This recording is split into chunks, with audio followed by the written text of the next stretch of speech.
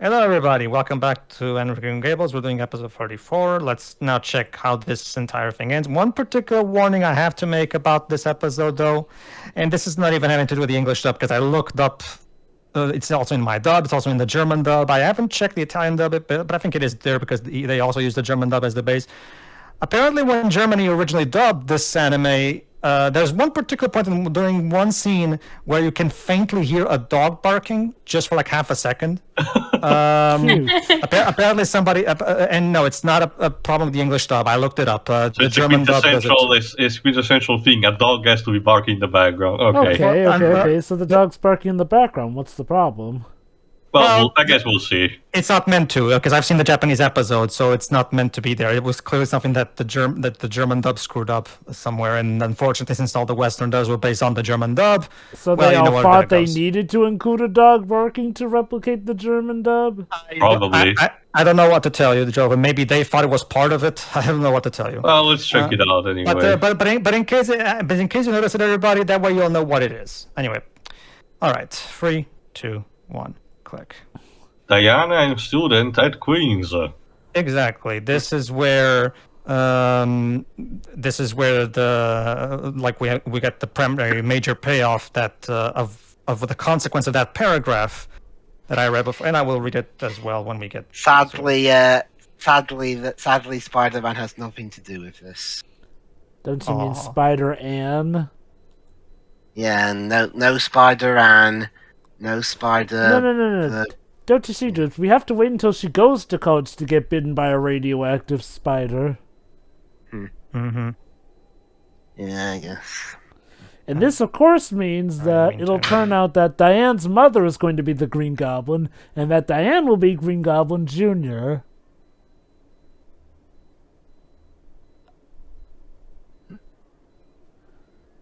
As for who will become Venom, probably Josie, now that I think about it, her nemesis.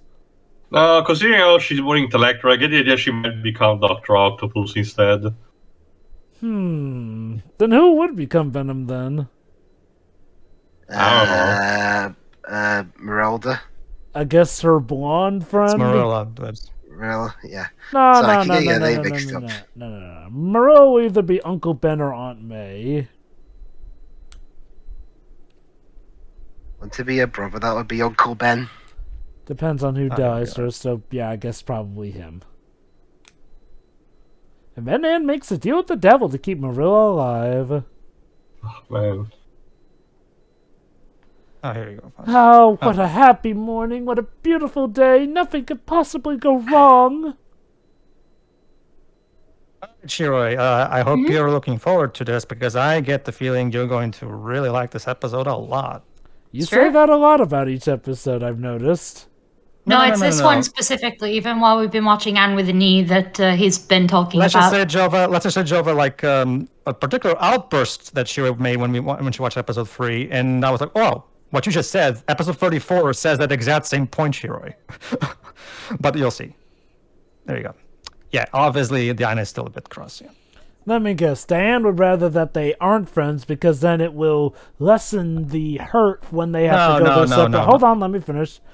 Because then it would lessen the hurt of when they have to go their separate ways. They do go their separate ways, but aside from that, you've got it all wrong.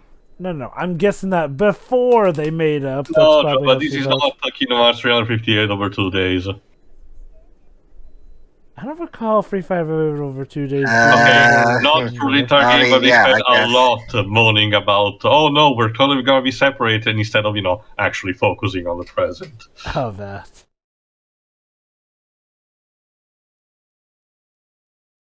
Yeah, that's a good point. Wonderful. Yeah, that's a good point. Dan wouldn't have known she was going to Queen's College anyway.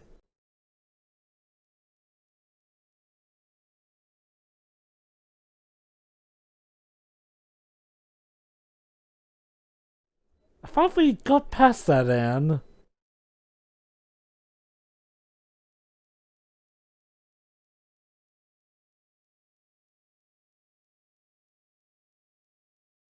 Awkward.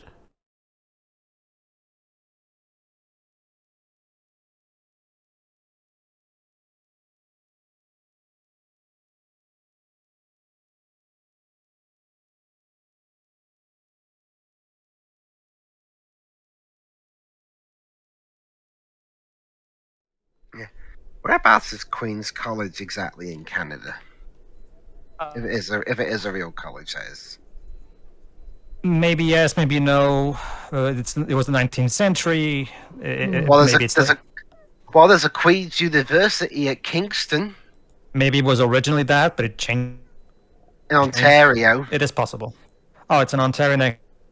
Because it can't be the same because I think the Queen's College that they're talking about is still on Prince Edward Island.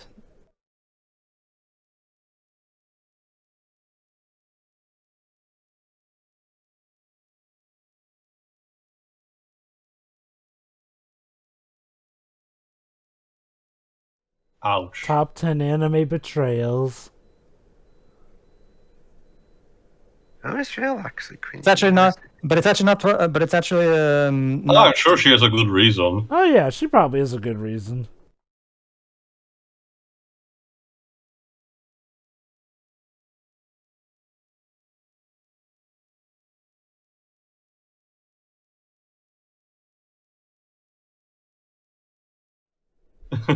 Yeah, you're gonna need to get used to that, Teach.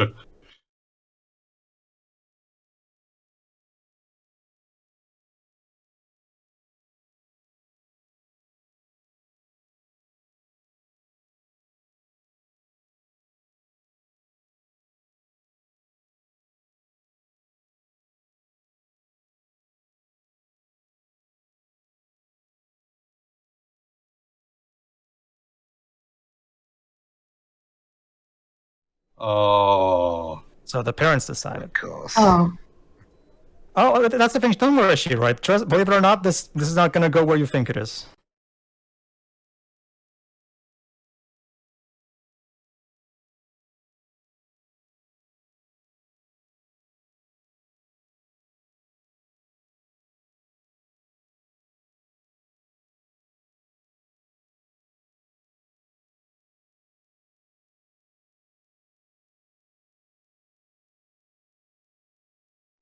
Yeah, no. That'll work.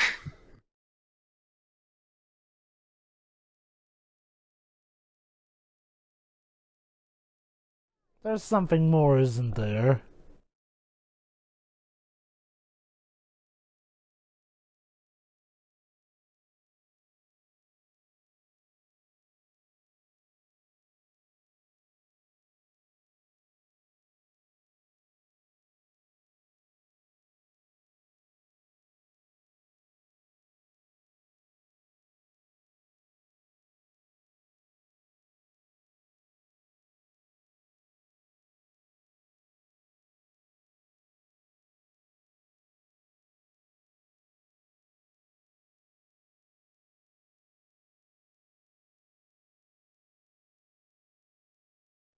Like I was about to say, maybe Diane just had second thoughts herself, and well... Listen to what she says.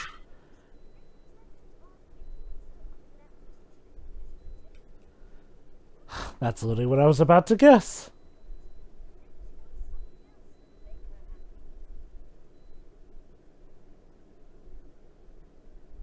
And blink.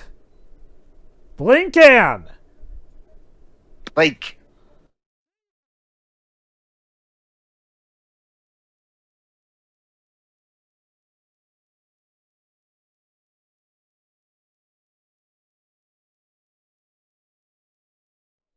I mean, this isn't the movie Single White Female, Anne. That's rather creepy. I mentioned that I love this show. Oh yeah, there you go, so there you go, Shiroi. Anne allowed her views to get the better of her, and she, like Marilla said, she tried to, and like Marilla said, she tried to force her views on Diane, and didn't even ask her what she wanted. If I had to guess, that's exactly what happens in End with anybody's more played straight or building a positive light. This doesn't happen in End with Need to. Okay. Like I said, this is even from the book. This is original. Well, but you told me that it spurred a rant from Shiri that led to you to mention this. But I can't. I'll explain to you later too. Sure. Oh, look where we are. This looks familiar.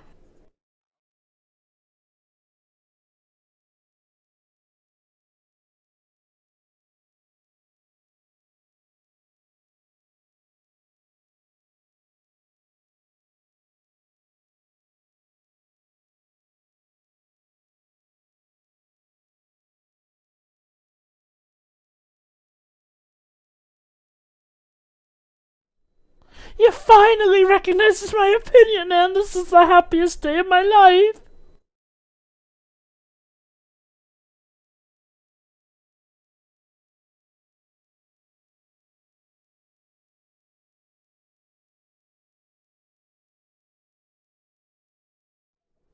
Yeah, I think.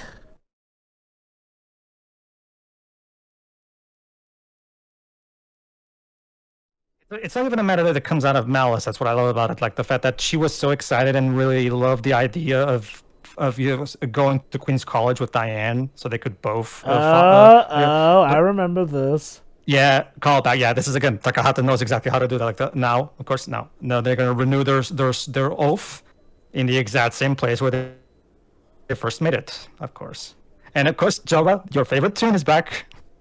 Mm-hmm.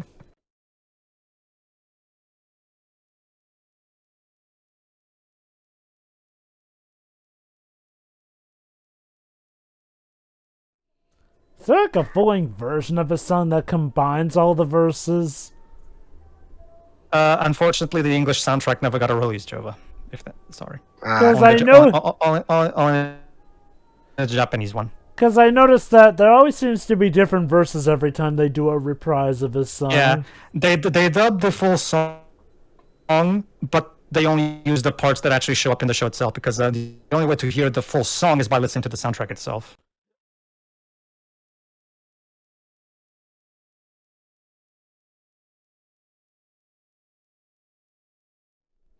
Except for that one time when they were forbidden from seeing each other, but hey, who's keeping score?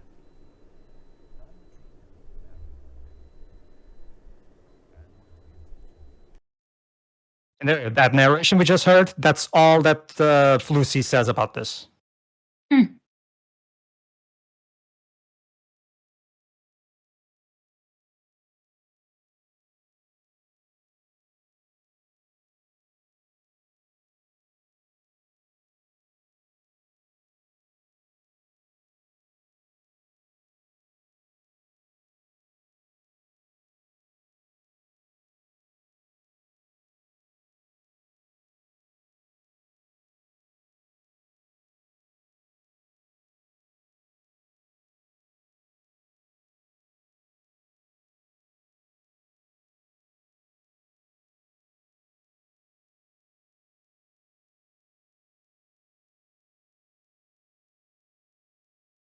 This composer really likes this instrument.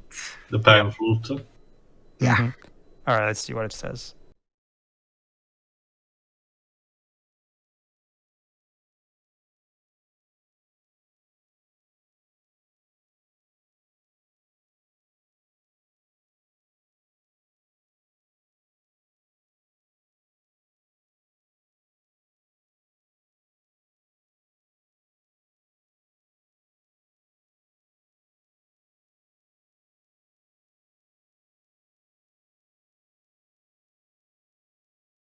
Oh god, we're only halfway through the episode.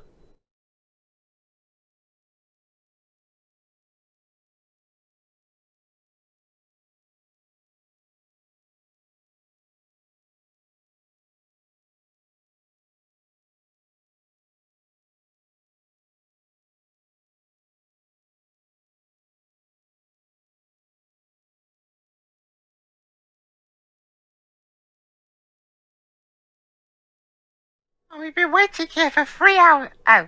I especially love the point that she makes in the letter. Also, I don't want to become a teacher, and that's okay. So yeah, so there you go, Shiroi. Looks like Takahata agrees with you. Feminism should be about what the woman actually wants and what she wants to be happy, like Marla said earlier. Mm-hmm. There you go. Yeah.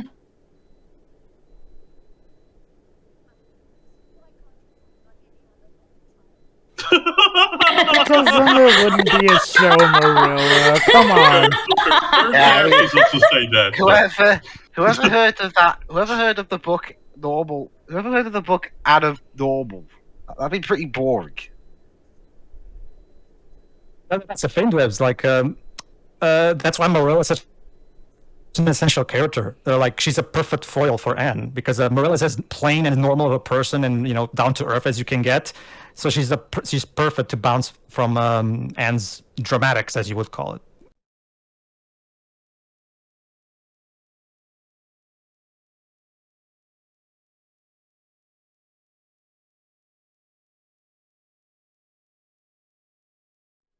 There you go. Looks like Anne will continue her studies without Diana.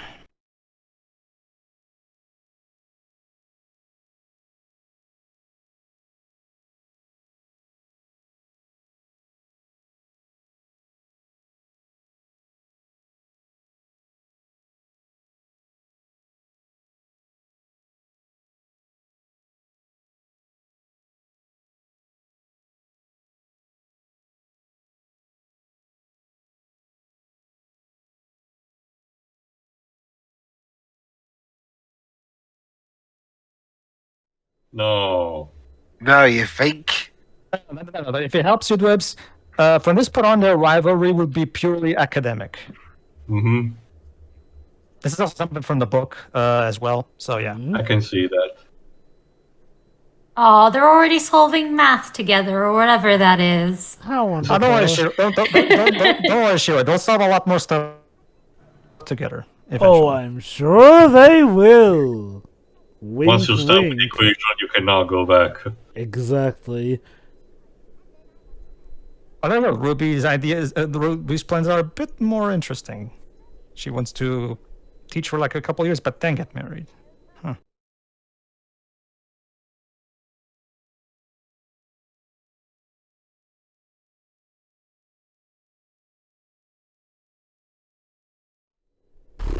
Utter myth. I feel like she might be talking about her parents, maybe. Yeah, I don't know. projecting much, girl.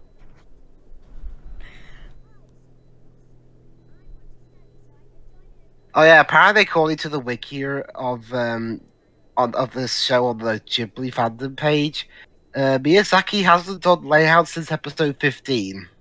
Yeah, that is true. From this point, but I like from 16 onwards, it's done from Michio Sakurai. Mm-hmm. Also, I like how Josie's whole thing is like, I'm studying because I like the sound of my own voice. Basically, yeah. Seriously, Josie is just going to be Anne's nemesis throughout all time, isn't she? Eventually, well, in the books, they eventually become friends. But yeah, for this first book, yes. Of course, they eventually become friends. Also, in a bit of a hilarious irony, Miyazaki didn't really like the character of Anne apparently, and he left to do Lupin the Third. Huh? But a lot of Anne's traits ended up being a lot of characteristics for any heroines he wrote. Huh? Like her imagination and love of nature. So what didn't you like about Anne, I wonder? Probably because, well, remember, Miyazaki is usually more. He likes his women to be more action driven, like you said, Nausicaa and stuff like that, or Princess Mononoke. So I guess also, I'm guessing Takahata, on the other hand, he prefers these kinds of stories, the more down to earth, realistic stories. Yes. It looks like that one boy's dreams are gonna get crushed too. Poor guy. Dibs, was there any specifics that Miyazaki gave? It just isn't like the character. I don't think there are specifics.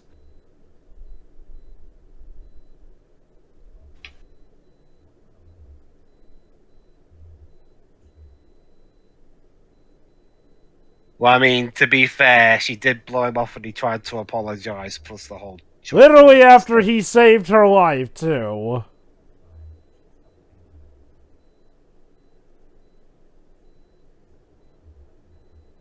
There we go. And she probably won't work up that courage until the end of the season. Mm. At least according to what Yeah, you could have fooled me. Yeah.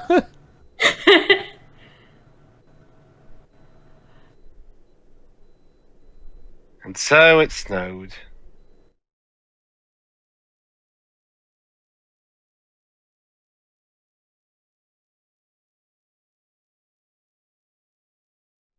Oh, what could possibly go wrong for Anne?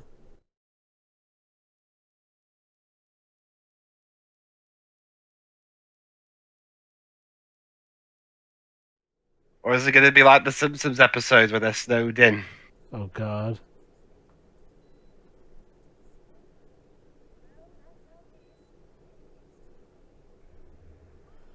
Oh. Oh. When it gets too cold, that happens. I mean, yeah. Yep. Okay, maybe we can go home early. I wouldn't walk home in that.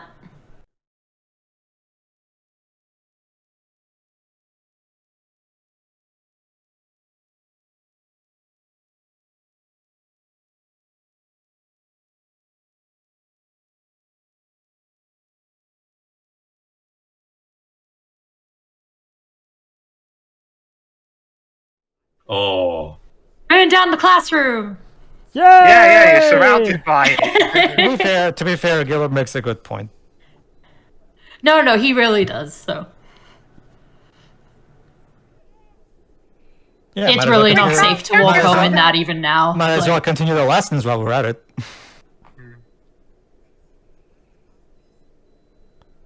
Well, there's the last piece. Oh, come on, Ruby. It'll be fine.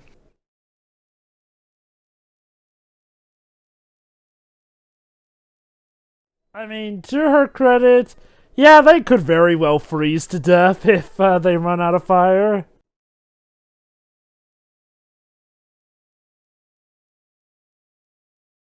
Okay, Leroy.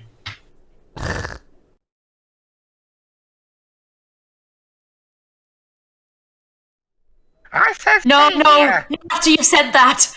Oh, boy. Me and the boys on our way to save the school.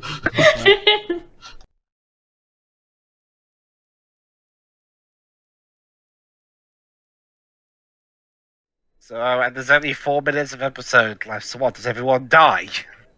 No, that would be an awkward season finale. That would be an awkward, considering we still have 7 books after this.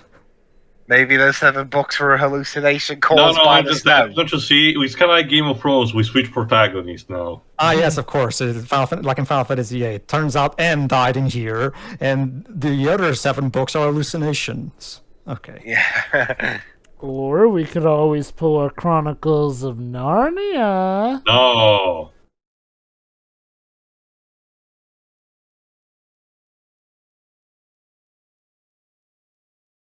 Teach, I appreciate the enthusiasm, but no. Tio, I think he's trying to distract them. Exactly. Or to not, they need to distract themselves. Or to not make them fall asleep, I guess. If they just stand around doing nothing, they'll think of the cold and need even worse. Like if they're doing something. Oh yeah, sing a song that will remind them of the snow. That'll help. Don't you see, Tio? It's how we can stay alive. Sing to your heart's content.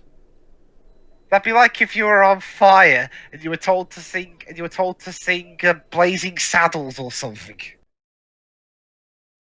Ruby. Or Night Fire or whatever.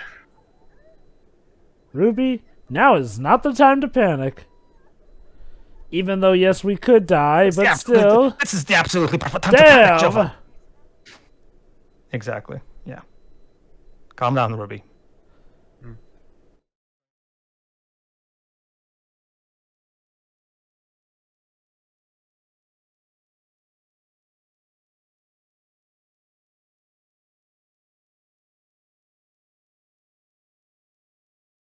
No, I got a better analogy actually. It'd be like if you were on fire and you sung the Nickelback song on fire.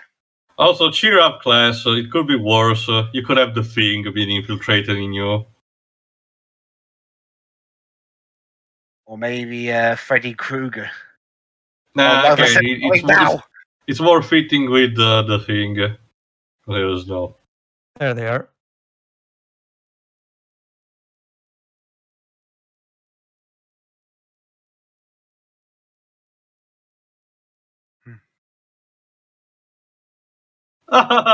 We almost died. Wow, yesterday it was a joke that I thought I was going to die. No, I thought I was actually going to die. Never a dull moment in Avenlea. What was that song in South Park? Nothing happens in this quiet little mountain town. Yeah. So that was out of White Gables. We can't call it green, can we? Right now. Yes. Why not? That was the Anna Green Gables Christmas special. How fun! Hey, they worked a Christmas song in there. Oh, there you go. It looks like Anne is also doing the 2 a.m. reading thing, or in this case, studying. Okay. There She you dreamed go. of becoming the world's first aeroplane. So yeah, like I said before, in the book, what happens is, of course, we focus specifically on Anne's idea of wanting to go to Queen's College and everything, and the whole thing that Diane decided not to go to Queen's College is, like I've said, mentioned specifically on just one specific paragraph that we all heard when they were looking into the sunset and everything. I love how that was essentially the first half, and the second half is, yeah, we might die before we even make it to college. But yeah, no. To me, this is one of the it's hard for me to pick a best episode, but like to me, this is definitely a candidate because to me, this episode in general is just a masterpiece of animation. Like the fantastic example of how it takes the two characters and makes them both grow on big deep levels, and of course the fantastic feminism commentary that is imbued in here. And again, it does it purely through, and again, it manages to give Anne a flaw that wasn't in the book, and manages to give it such a great payoff that allows her to grow on an even bigger level than she did in the book. So this episode to me is an absolute triumph in terms of adaptation. Like a risk that was taken, it could have gone wrong, but if you ask me, it actually improved upon what the book did during this part. Absolutely brilliant. And again, fun fact, guys, what you just saw here. Because remember, I saw this when I was like 5. What you guys just saw here, this was basically the episode that shaped my views on feminism, basically. So there you go. So because remember, I saw this first when I was 5, so as you can probably see, this took a big impression on me. So yeah, to me, brilliant, an absolute masterpiece of a piece of animation right here. Brilliant storytelling. All in all. Shiroi, what are your thoughts on all this? It's interesting because, well, first of all, both episodes, like it was good to watch these back to back as we have because, this was definitely a very good set of episodes. I understand how this can be applied as a feminist thing, but Anne's whole issue really wasn't a feminist one. It's just she's so used to living in her own little world, and she's finally, found a good life essentially that other people like deviating from that is just a little bit much for her. It's not an issue that because Anne isn't the sort of person who's like the reason I don't read this as a feminist thing is because Anne's whole issue is again more so to do with her comfort rather than this whole endeavor is only valuable if you go to college. Why would you waste your time being a housewife? That's not the angle this took. Sure. Anne with an E certainly tried to take that, but this didn't. This is more so Anne needs to learn that, people change, people grow up, and they might want different things from life. Yeah. So exactly. It's a lesson Anne definitely needed to learn, and I definitely understand how you can apply it to a feminism sense, but I don't think that is what was happening here because Anne is Anne's a very open person. She's just somebody who likes being comfortable. The reason people, and I've shown this to people. I definitely get where you were coming from, though. No, that's the thing. Sure, remember, if you know anything about Lucy Maud Montgomery, it's hard not to bring the feminism interpretation into things because. Oh no, sure. Like even from what we've seen here, there's definitely like bits and pieces. So this feels like this in a lot of ways feels like Takahata taking Lucy's ideals and putting them right here proudly on display. So it feels entirely, even though it's original material, not in the book, it feels entirely faithful to Lucy's vision. Yeah, I'm glad he took the opportunity that he did because we got 2 really great episodes out of it. Yeah. Because I also am not keen on the whole.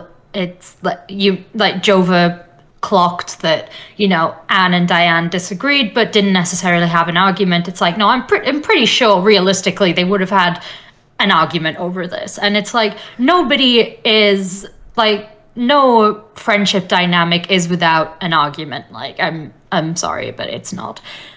That's not how it works. And I think the approach done in this show is actually really, really good.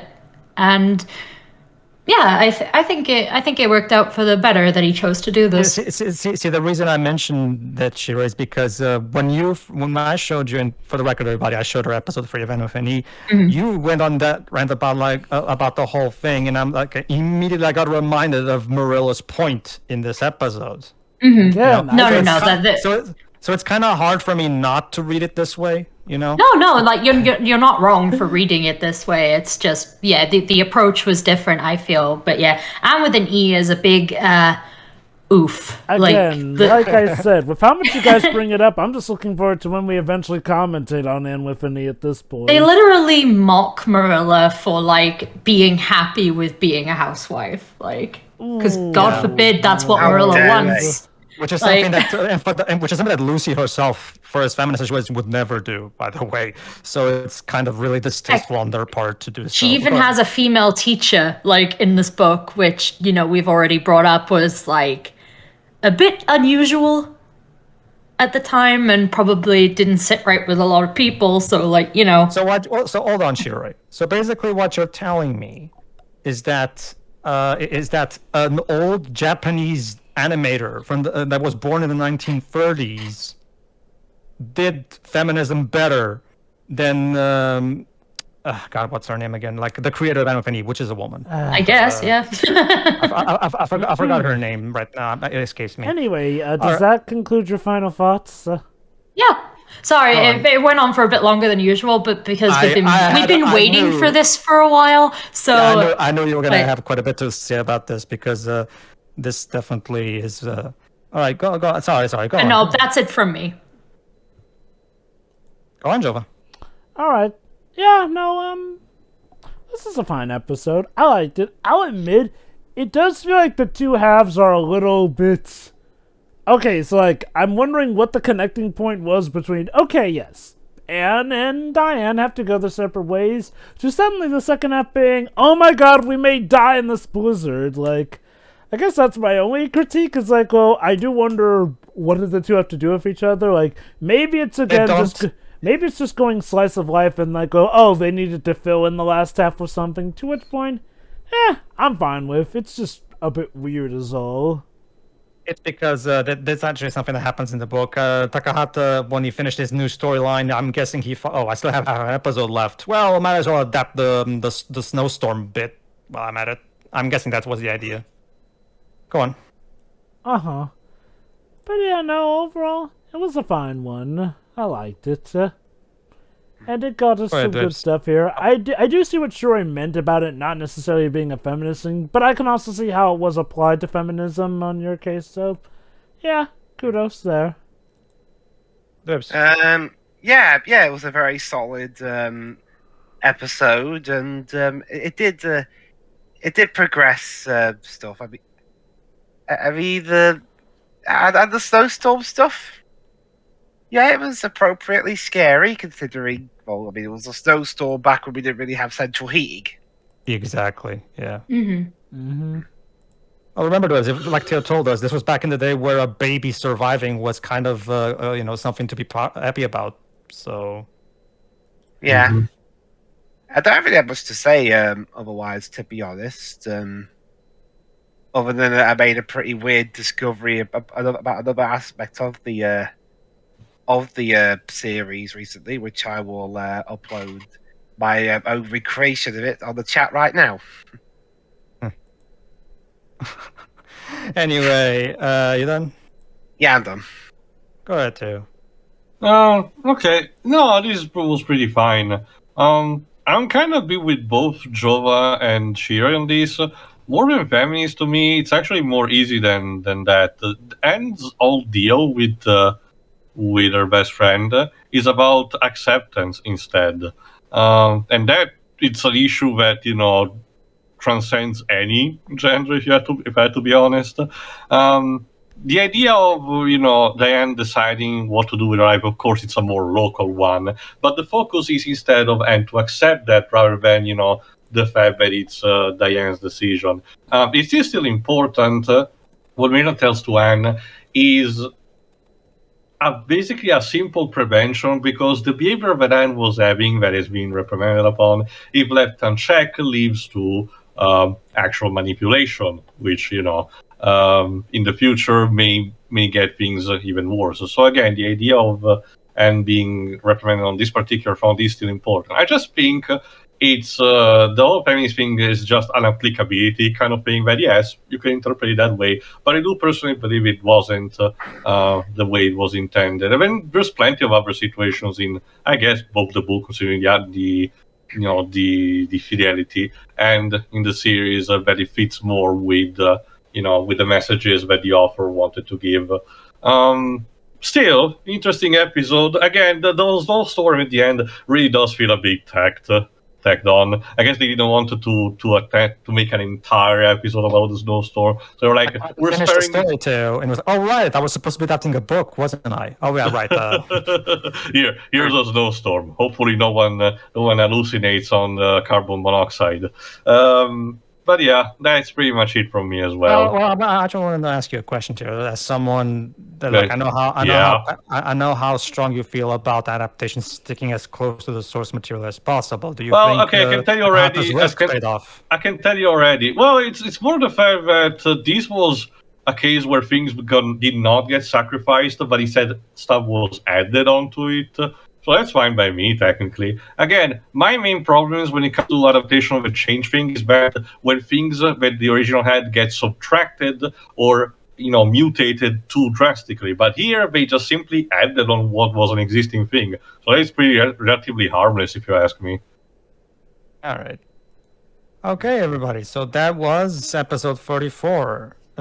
Tune in next time, where now let's continue with our studies to get into Queen's College. So, see you then. Yeah. See ya.